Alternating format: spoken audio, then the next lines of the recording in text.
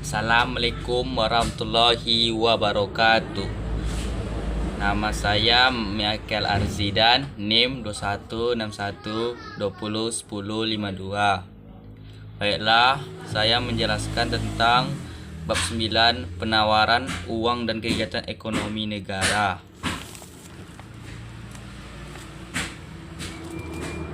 Semenjak berapa abad terjadi ekonomi investor dan perubahan penawaran tiga harga ekonomi negara.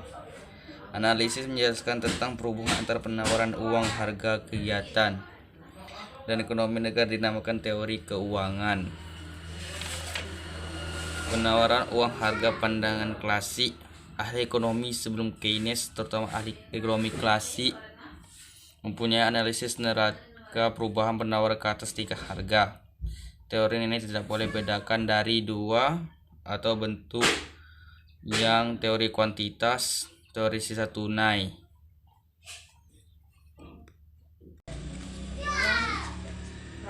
Persamaan penukaran di mana rumusnya M per T, di mana M adalah penawaran uang, V adalah peredaran uang, dan T tingkat harga. T adalah jumlah barang-barang dan jasa yang berhubungan dalam perekonomian. Di dalam persamaan tersebut M diartikan sebagai penawaran uang dalam pengertian sempit M dalam kurung M1. Ini berarti M dengan diartikan sebagai penawaran uang pengertian uang giral. Besarnya V ditemukan oleh keseringan uang terkait berpindah tangan dalam uang giral. Besarnya V ditentukan oleh keseringan uang tersebut berpindah tangan dalam masyarakat dalam sesuatu tertentu.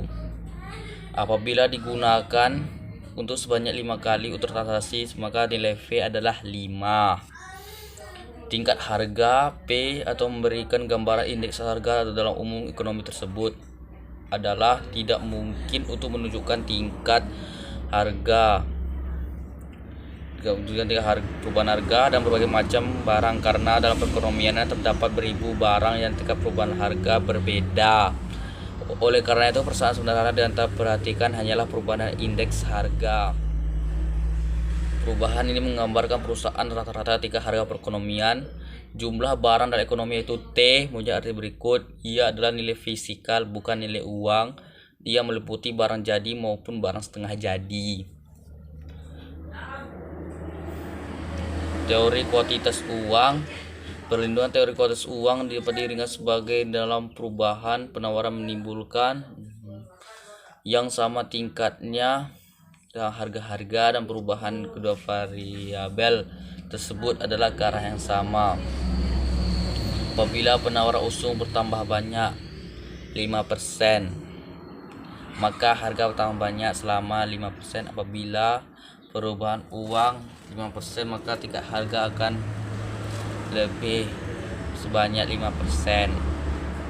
Asumsi pandangan teori kuantitas yang dikemukakan oleh Iverson, seorang ahli ekonomi Amerika, dalam penelitian ahli pandangan berdasarkan berikut.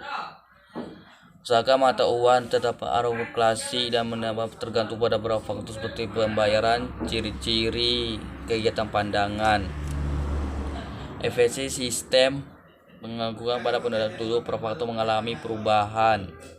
Atau oleh karena itu, dengan menggunakan uang dan belanja dapat berubah. Ada juga kesempatan kerja. Kesempatan kerja selalu tercapai dengan ekonomi, oleh karena itu ketertiban tidak tambah.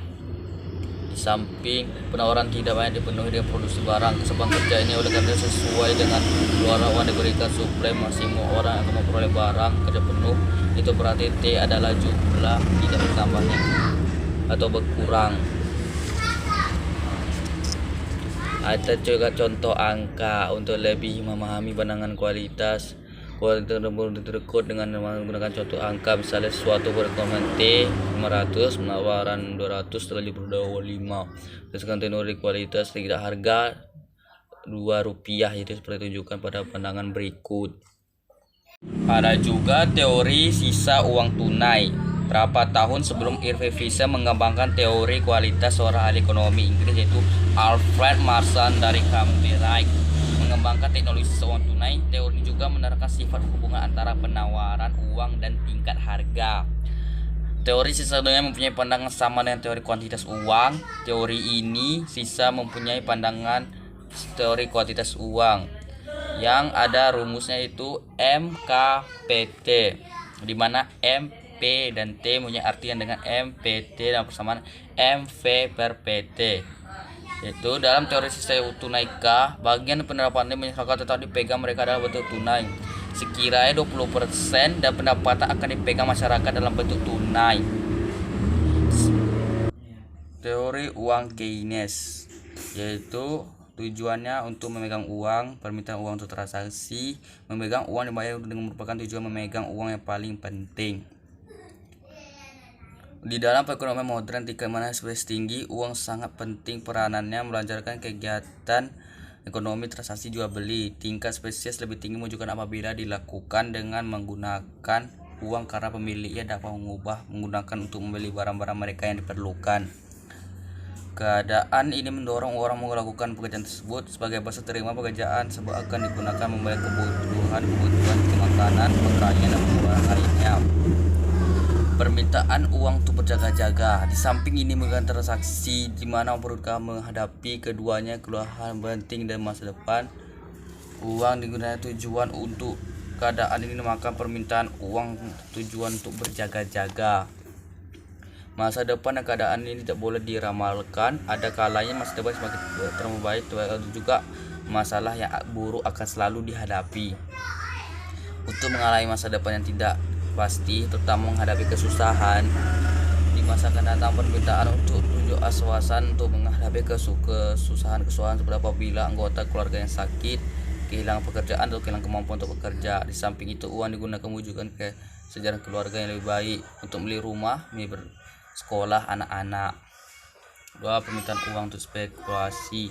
Ekonomi modern di mana uang berkembang, masyarakat menggunakan tujuan spekulasi, simpan digunakan untuk membeli surat-surat berharga oleh pemerintah, perusahaan tersebut. Dalam menggunakan uang tujuan spekulasi ini, suku bunga dividen peroleh dari memiliki surat berharga yang sangat penting.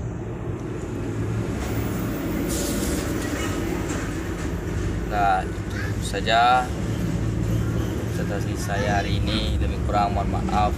Saya akhiri. Assalamualaikum warahmatullahi wabarakatuh.